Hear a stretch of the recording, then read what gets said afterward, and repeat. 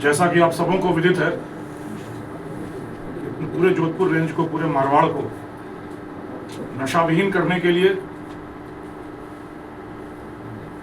नशा अभियान लाने के लिए जोधपुर रेंज की साइक्लोनर टीम ने महाअभियान छेड़ रखा है, जिसके तहत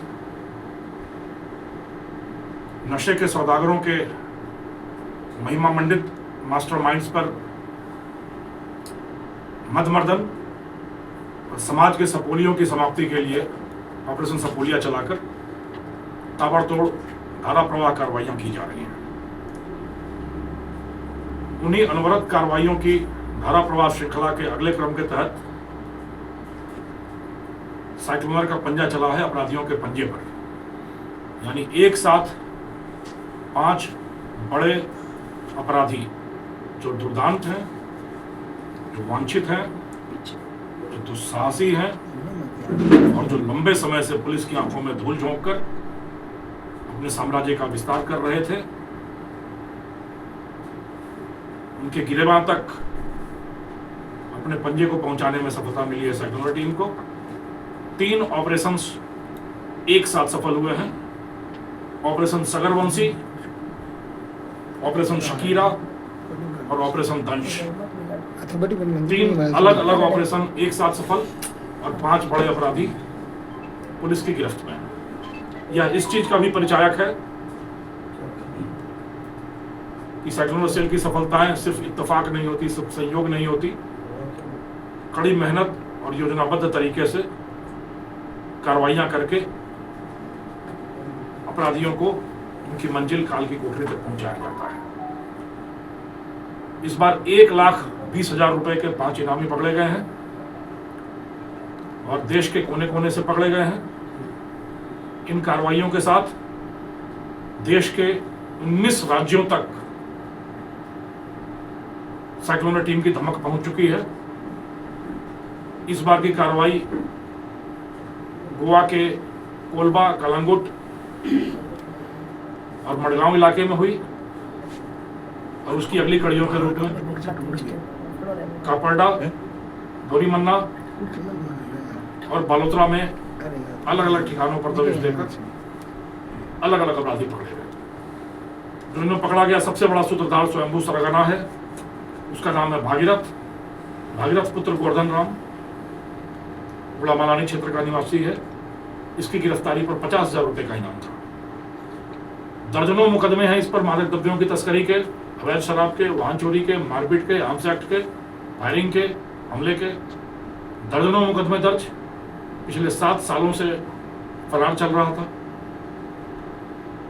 यदि आपको स्मृत हो तो पिछले साल फरवरी में अपने दुस्साहस के बल पर एक महिला के हाथ पांव तोड़ दिए इसने शहर में, फायरिंग भी की और तब से यह रडार पर आया साइक्लोनर टीम के। साइक्लोनर टीम की रडार पर आते ही इसके लिए ऑपरेशन का नाम दिया गया सगरवंशी। यह स्वयं सिद्ध है सगरवंशी और भागीरथ का क्या संबंध होगा। और पुलिस के रडार पर आते ही यह समझ गया कि अब साइक्लोनर टीम की धमक के आगे यह फीका पड़ेगा और इसने अपना धंधा और ठिकाना दोनों ही बदल दिया।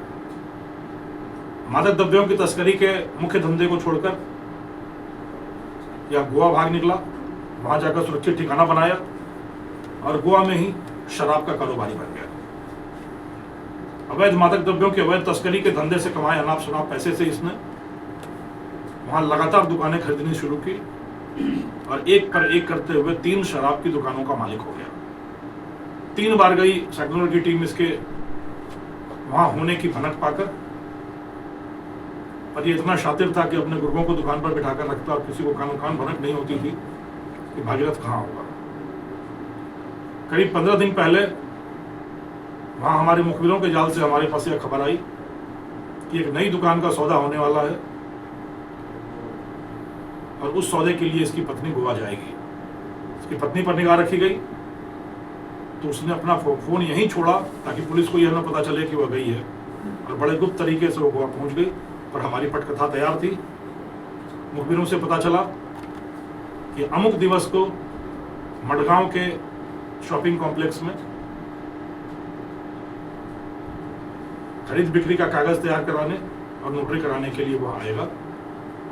उसका पीछा हमारी टीम करती रही और यही हुआ कि जैसे ही वो वहाँ पर उस मार्केट में मडगांव के MGDA में मार्केट क्षेत्र में कागजात बनवाने,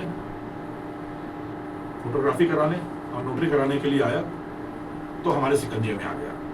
नहीं देना पड़ा, उसने अपने आप कह दिया कि आप जोधपुर रेंज की सेक्युलर टीम वाले होंगे, क्योंकि उसको छोड़कर मुझे कोई पकड़ भी नहीं सकता। और उसने खुद ही सबको पहचान लिया नाम से कि हमने आपको इंटरनेट पे सबकी तस्वीर देखी हुई है, आपका ये नाम है, और अपने आप को समर्पण कर दिया।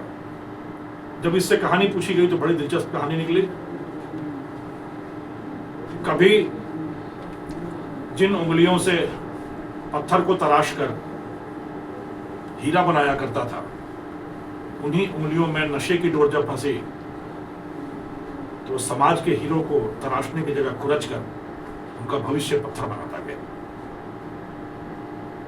भागीरथ का कहना है कि नशे का व्यापार उसे दहेज में मिला।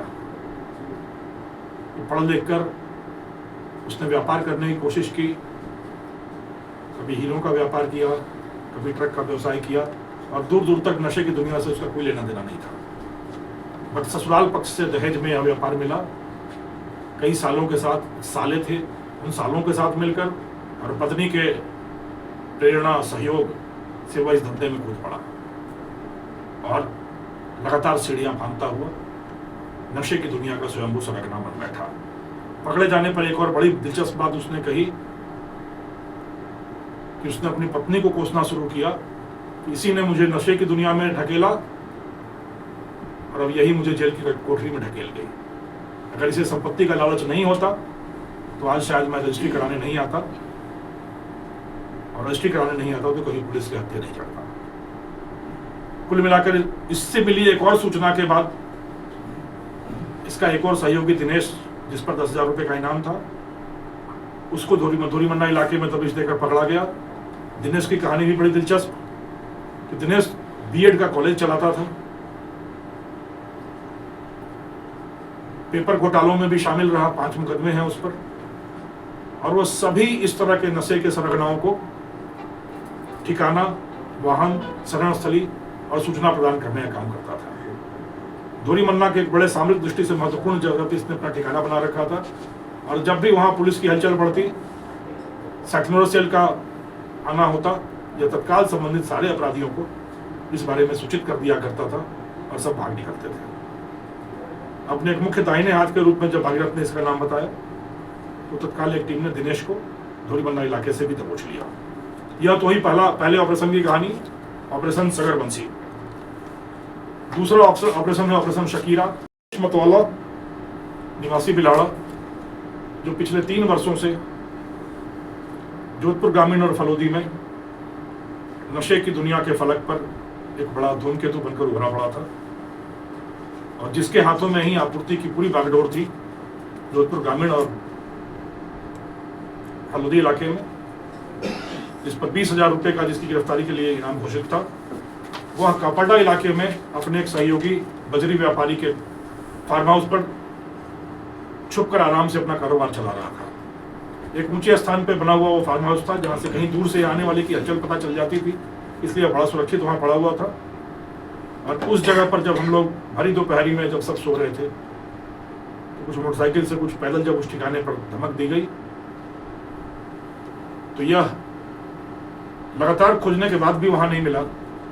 और जब एक कोने में पड़े एक मेज, उस पर पड़े कपड़े को हटाया गया तो मेज के पीछे 2 दीवारों के बीच में छुपा हुआ दिनेश पकड़ा गया, माफ कीजिएगा, राकेश पकड़ा गया।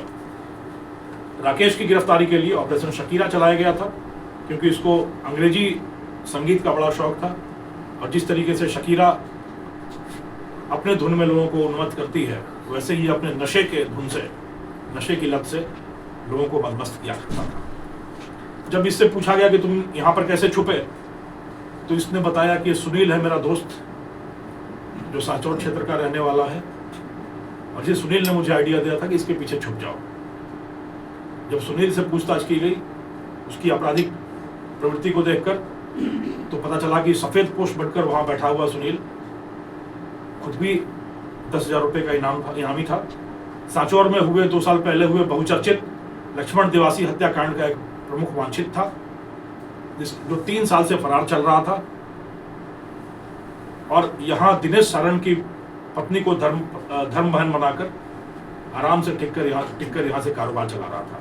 विडंबना देखिए, यहाँ पर राकेश उसको सिखाता रहा कि आओ नशे का कारोबार मिलकर करते हैं, और सुनील उसको समझाता रहा कि नहीं नहीं, गलत धंधा नहीं करना चाहिए, सही काम करना चाहिए। और जब पकड़े गए तब भेद खुला तो पता चला कि चोर चोर मौसेरे हाथ। तो यह एक संयोगवश सफलता हाथ लगी, बट यह बड़ी सफलता थी, क्योंकि यह बहुचर्चित लक्ष्मण देवासी हत्याकांड का एक मुख्य सूत्रधार था और पिछले 3 साल से वांछित चल रहा था। अगला ऑपरेशन है ऑपरेशन दंश, जिसके तहत बालोतरा इलाके में दबिश देकर कुख्यात अपराधी दिनेश, जो पिछले 16 वर्षों से नशे के धंधे में था, उसके ठिकाने से गिरफ्तार करने में सफलता मिली है। यह दिनेश, विडंबना देखिए कि ससुर रिटायर्ड थानेदार हैं और दामाद नशे की दुनिया का किंगपिन बन बैठा। बीबीए तक पढ़ा हुआ दिनेश गलत सोहबत में आया और कब किस तरीके से नशे के दलदल में धंस गया तो खुद ही नहीं पता चला। जब इसको पकड़ा गया तो यह एक कमरे में बाहर से ताला लगवाकर अंदर आराम से सुरक्षित बैठा था, पर योजना पूरी तैयार थी सेक्युलर की, और उस योजना के तहत चिन्हित करके उस कमरे से इस दिनेश को निकाला गया। दिनेश के खिलाफ भी करीब 4-5 मुकदमे दर्ज है, 3 जिलों में वांछित है, और इसकी गिरफ्तारी पर 30,000 रुपए का इनाम था। इस तरीके से नशे के इन धुरंधरों पे 5 धुरंधरों पर कार्रवाई करते हुए 1,20,000 रुपए के इनामियों की गिरफ्तारी पूर्ण की गई, और इसी के साथ सेक्युलर सेल की सफलता का सिलसिला नेल्सन नंबर तक पहुंचा। यानी 111 कार्रवाइयां करके 25 लाख रुपए से ज्यादा के वांछितों की गिरफ्तारी में अभी तक सफल हो गई है सेक्युलर टीम। पर सफलता का यह सिलसिला न तो यहाँ थमना है और न सांस देनी है। जब तक हम अपने मारवाड़ को नशा विहीन नहीं कर लेते, मारवाड़ के आसमान में नया नशा अभियान नहीं कर देते, समाज के इन सारे सपोलियों का समापन नहीं कर देते और इन सारे मास्टरमाइंड्स का मदमर्दन नहीं कर देते, तब तक सेक्युलर सेल का काम लगातार अनवरत निर्बाध चलता रहेगा और एक पर एक विकेट, एक पर एक स्तंभ इसी तरीके से धराशायी होते जाएंगे। जब तक लोगों का साथ मिलता रहेगा, जब तक लोग हमारे साथ खड़े होंगे, उनका सहयोग होगा, हम इस अपने पूरे मारवाड़ को, इस पूरे राजस्थान को नशे के पास से छुड़ाकर एक नया अभियान कर सकने में सफल और सक्षम होंगे। जय हिंद।